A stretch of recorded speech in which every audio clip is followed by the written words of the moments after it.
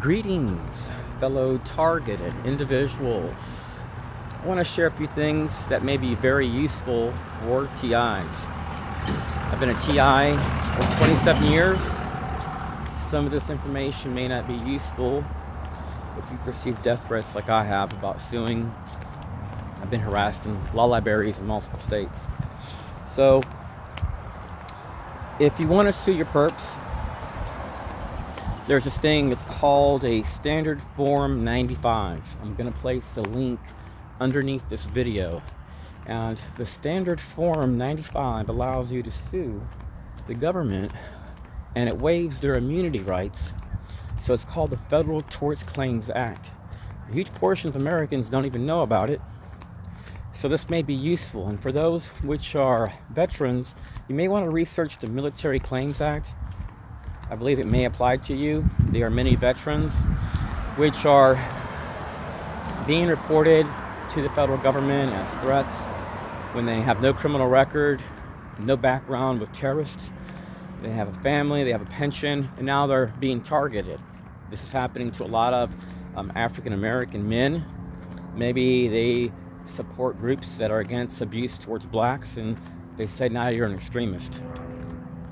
So our enemies seek to degrade, deny, and destroy the targeted individual. So if you're a target, these people want to get people to degrade you, deny all allegations, and the end result is that your life is destroyed. Because what happens when people are being harassed? Would you feel good about living in a community where you're being harassed? I know I wouldn't. How would you like it if your mother, your grandmother, and your children were harassed while you guys go fishing and try to enjoy a Saturday afternoon just fishing for an hour at a lake? Would you like that? No one would. No one wants to be around stuff like that. That's how people end up getting injured. You go around and harass a cop's family and watch what happens to you. You're likely to get arrested or beat down. So there's this thing, it's called the Federal Rules of Civil Procedure. If you get the book for the Federal Rules of Civil Procedure, get the one for 2024. You can find it online for free. I prefer to buy the book when it comes out every year. It's only what, $5 to $10 on Amazon. Just buy it. It makes life easier versus having to scroll down every single page. You're going to need this if you ever file a Federal Tort Claims Act, which is for free. You don't have to pay a lawyer or anything. If they, after 6 months, if they say we're not going to take your case, well, you're going to have to file a tort, and you can go to any federal district court in your state. There's probably one in your county if you live in a populated place like Florida. You're probably going to have a district court in your county. If you live like in Alabama, you may have to drive far away to go to one. So it's worth the drive. If you don't have a lot of money, just ask for an indigent packet. It's also known as, I think, an informer proprius. I've mentioned this in a prior video, but this information may be useful for TIs that need to sue. Because the reason why many targets can't get a lawyer is because, first of all, these cases are real expensive. Police are told to tell the target your case is civil. So when they do this, it's because they already know the target has proof they're being tracked and harassed, and the police already know that you're being harassed for many, many years. So what they do is they deny all allegations. The enemy doesn't want you to experience freedom, and they don't want the truth to come out. They want anti-bully policies for themselves so they can function at their workplaces, but then they don't give a damn about what happens to you. They don't care about workplaces out here. So they go into stores and communities and harass people, schools. And I have a police report from Leesburg, Florida. I parked my car. This elderly man parks next to me. He walks up to me. He had a Masonic logo on his car and a Sheriff's Association sticker. He whistles in my face, and then he walks back to his car and he leaves. So 2 weeks later, I go to a Mexican restaurant in that same town. And guess what happens? A waiter was like, oh wow, look at all these white and black cars pulling in. He says, never seen anything like this. And one of the waiters was like, something's about to happen here. So I stand up after paying for my food to leave, and a guy in a suit stands up and whistles. And all these cars that are black and white, they get together, they circle around the place, and then they leave. So when you're in this, these people will try to make their presence known. They don't care about the law. They operate outside of the law.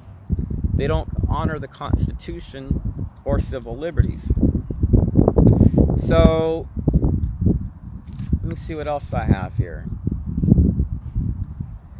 Now, when you're in this, our enemies will go to many local businesses, and like this can be a chamber of commerce, a small business center where business groups get together. This can be a Kiwanis group, and all it takes is one person to go on the side. It can be a business owner, and this business owner can go and get other people. They can recruit them.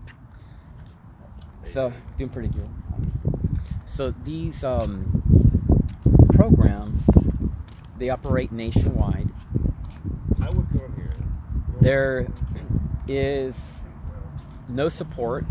If you've been harassed by a group like Citizens Court, you're not going to be able to get any support on a local level. And the reason why is because your county attorney, your city politician, city commissioner, they all have to be recruited. So from what I understand, they're automatically enrolled into this program. They have positions within the city. So the military also can provide, the government agencies can provide contracts with your local municipality, your local city hall, and this can go with your local police to work, collaborate as an interagency partner. So they are compensated for gas, time, and there may be only 1 or 2 officers that work with these groups, and then the police chief may know, and then the rest of the police department is in the dark about these activities. So if you are in this, you may notice that these people like to do things in a very repetitious manner. They want to sensitize the target. So essentially what we're experiencing is psychological warfare, or a psychological operation. It's a psyop. These activities are linked to false flags on a small scale. There have been, I can't tell you how many shootings there have been over these activities. People that are doing this stuff, some of them are getting paid well, and they do it for a while and they back off. Now, I've had some neighbors where I live at and other places, this has been state by state, they told me they've been confronted. And what typically happens is that they slander the target, and then what happens is when these people start seeing that you're not the person that you're being slandered as, sometimes they will run your tag. And when they find out that you're not a registered sex offender, these people are mad. They get furious. When they find out you're not a drug dealer or a bike thief, when they find out everything they were told about you was a lie, these people start to realize that their life was placed in danger. And these people that do this typically will flash a badge really quick and say that they are a special agent or a federal agent. They won't hand a card. They'll just talk to the person. They may ask to come into the house. They may be dressed very nicely.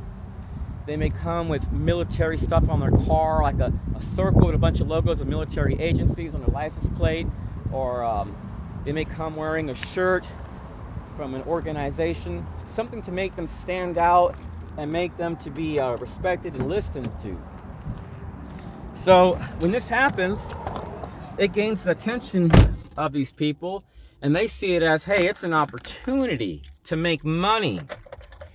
And a lot of these people are in their minds like, hey, they came to this country, they're a foreigner, maybe they're a little cash strapped, and they could use an extra $1,000 a month or a couple hundred, $500 a month. And they'll tell them, all you have to do is, when you see this guy exit your home, and whistle. There are perks for this. There are some people that in Texas that I know. One guy worked at a gas station, and he was told just to whistle, and the people would show up and they would observe. They would track my location through my phone, and he told me, they're tracking you, and they show up here and they have to observe me, and sometimes they may take a picture of you because they want proof of what I did. And they told me they would give me a job with the school board. This guy was from Nepal. He even told me that if he went along with it, they would let him use, it was a white vehicle, him and another employee, to let it sit there all day long while they worked, but they could use these vehicles on their free time. I've never seen them using these vehicles, so I don't know if that's true. But there was 2 white vehicles there, and they were brand new. And before, there was 2 trashy vehicles there. Now, recently I heard about the Central Intelligence Agency offering Russians money, and many Russians are scared because if they get caught, they can't support their family, they're going to be thrown in jail. I mean, that's the right thing to do, right? So the CIA is offering enough money to take care of these people for information, which is really good. So there's no telling if the CIA is compensating other groups, other people, how much they're paying, because everything they do is secret. You can't even find the Federal Tort Claims Act on their websites. Now, if you want to go, like, let's say you have an issue with the CIA and you want to look for a Federal Tort Claims Act form, you're not going to find it on the CIA site. They removed it. So you want to have the standard form 95. I'm going to place it underneath this video on a Google Drive link. If they ever remove it, you're going to have to start search for a standard form 95. The standard form 95 has it where it doesn't have, like, let's say you want to sue the FBI or DOJ, whatever. They may have their logo on their standard form 95. So you don't want to use that form. I mean, the Federal Tort Claims Act form. You want to find the standard form 95, which applies to all agencies. That way your case doesn't get thrown out and say, oh, this is for the FBI or DOJ. You don't want to use that form for a different agency, like DHS. And if you contact the CIA for the form, they're not going to respond back. They haven't even responded back to my Privacy Act request. FEMA denied my Privacy Act request, and FBI hasn't responded back since May of 2023. I think they have, 30 days to respond? I think no more than 90? No response. So, I hope this information is useful. Remember that the Federal Rules of Civil Procedure, get the book for 2024, because we're about to go into 2024. You want to get that book, and you want to go by it. If your Federal Tort Claims Act request is denied after 6 months, you want to immediately file a tort with your district court, ask for an indigent packet. If you've received threats like I have, state by state, you may not want to do this. If they threaten you and your family or friends, you may not want to go this route. But if they're not, like, targeting you really hard, you may want to consider this. This could put some extra money in your pocket, because many TIs, they can't find an attorney. And our enemies, they know that they're doing this to people that typically cannot afford to sue them. So we're dealing with bullies.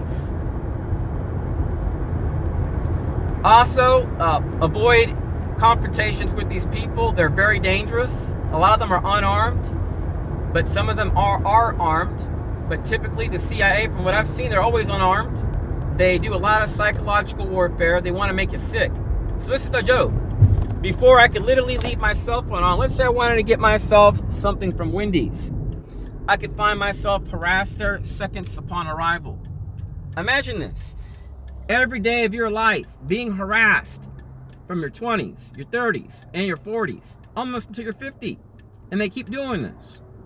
So they want the person to be infuriated. They want a reaction, and they want to do it a lot of times when you're with family or friends, because they want to play it off as if you're dangerous and you're crazy and you snapped for no reason. So that's why they do a lot of stuff where cameras of stores, they can't even detect it. They may barely open their mouth, and you may record it because you're wearing a body camera or DVR sunglasses or DVR camera watch. You'll have the proof, but the store cameras won't, because what they do is they do things in a very subtle manner really quick. And it can be 3 seconds while you're at a Walgreens, 4 seconds at a CVS, 2 seconds at a grocery store, at a car wash. It can be for a split second. They do something and then they leave. And this is all day long for some targets. If someone's following you and parking next to you, they're not there to help you. Remember that. If someone has to follow you around, they're not there to help you. Because people that are here to help you, they're going to communicate. They're going to say, look, we're just looking out. But if you got a bunch of women and Mexicans and Hindus, people following you around, and I have nothing against those people. I like all races.